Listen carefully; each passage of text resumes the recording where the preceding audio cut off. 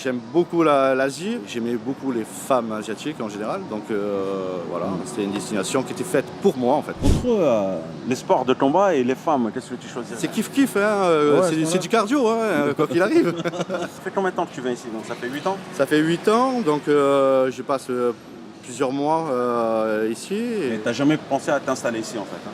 Si, j'ai pensé même à acheter un bar ici à un moment donné, une guest house. Mais bon, c'est pas évident. C'est pas évident. C'est pas évident pour le permis de travail, pour le nombre d'employés qu'il te faut par rapport à ton établissement. Il y en a plein, ils sont arrivés, ils se sont plantés. Si pour pouvoir tirer une main devant, une main derrière, ça sert à rien. Donc, Tu te verrais bien toi bosser dans un bar? ouais, un bar à filles, ouais, c'est pas mal, mais c'est compliqué. On me l'a déconseillé, Pourquoi?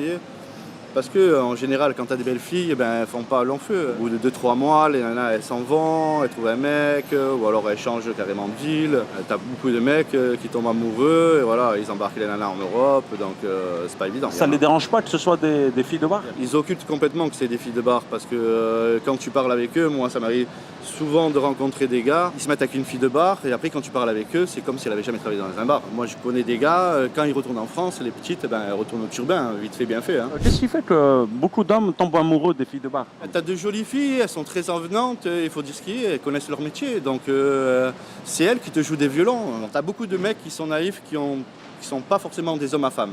Donc quand ils arrivent ici, ils tombent vite fait dans le panneau. Et même les hommes à femmes, à un moment donné, même s'ils se mettent des barrières, les filles, elles connaissent tellement leur job, il faut dire que elles voient peut-être 300 mecs dans l'année, donc elles ont tout vu, elles ont tout entendu. Donc ce que toi tu vas dire, elles le savent déjà. Ils vont miroiter les nanas en disant voilà, je vais t'emmener en France ou quoi, ou avec moi tu vas être bien, je vais te donner un peu d'argent. Mais ce qu'ils ne comprennent pas, c'est que même si tu envoies 1500 € ici à une nana, et la nana elle gagne 5, 6, 7 000 €. Ça gagne bien une fille de bar, une belle fille de bar, ça gagne très bien sa vie. Ah bon, à ce point-là? Ah oui.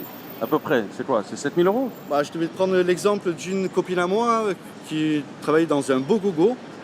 Entre sa paye, les lady drinks et donc les short time qu'elle faisait, ouais, tournait pas loin de 8 000 € par mois. Quand j'entends, oui, beaucoup de mecs exploitent les filles de Thaïlande, mais c'est une rigolade. C'est les mecs qui se font exploiter par les filles ici. La misère, je l'ai vu un peu plus à Pattaya. C'est beaucoup plus pauvre. Maintenant, Patong, si tu vas sur Patong Beach, c'est assez riche. C'est le Saint-Tropez de la Thaïlande, donc c'est pas pareil. Pattaya, pour moi, c'est un grand EHPAD. J'étais même, je vais pas dire choqué, mais j'étais surpris de voir autant de personnes âgées et en fait beaucoup de retraités avec des petites retraites. Les filles sont beaucoup plus attirées par les mecs âgés à Pattaya, pour la simple et bonne raison, c'est que ils sont âgés. Donc en général, ça ne dure pas longtemps quand ils vont faire un short time. Avec un jeune, ça va durer longtemps. Et en plus, nous, on n'est pas là à payer des grosses sommes. Une nana, elle a le choix. Soit elle va prendre 3000 bahts pour 5 minutes ou 2000 bahts pour 1h30. Le choix, il est vite fait pour elle. Ça reste un job. Le seul truc qui m'a choqué à Pattaya, c'est la circulation. C'est très dangereux. Donc les gens qui vont à Pattaya doivent faire très attention parce que le code de la route, ça n'existe pas. Moi, je suis là pour franchement décompresser. Je bosse beaucoup. Donc ça me prend beaucoup de temps, beaucoup d'énergie. Et quand je viens ici, c'est pour faire la fête. Quasiment exclusivement pour faire la fête. Sortir en boîte, fréquenter les bars, faire le fou avec les filles, partir en excursion des fois avec un groupe de nanas. Je fais partie des gens qu'on critique, entre guillemets, qui viennent en Thaïlande pour les filles. Ouais, je viens, j'assume ça. Moi, je suis grand-père déjà, donc ma vie, elle est faite, elle est derrière moi.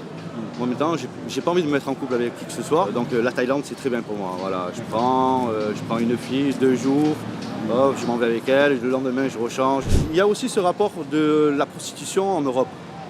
En Europe c'est hard. Moi en Europe, je n'irai jamais voir une fille en Europe. C'est pas pareil parce que déjà c'est des réseaux mafieux la plupart du temps. Il faut voir qu'ici en Thaïlande, tu as 90%, voire 95% des filles, elles sont autonomes. Il n'y a personne qui les force. Donc déjà, c'est pas pareil. Et ici, c'est plus des escort girls que des prostituées. En France ou en Europe, tu payes une fille, c'est ça se passe dans une voiture, soit dans un hôtel vite fait. Là, ici, la nana, tu la sors, tu vas en manger avec elle, tu vas en boîte avec elle. Je veux dire, en fait, c'est comme si tu payais ta petite amie, tu donnais un billet à ta petite amie. Il y en a certaines, elles ne viennent pas que pour l'argent.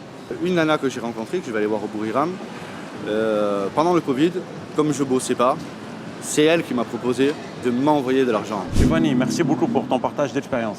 Merci à toi.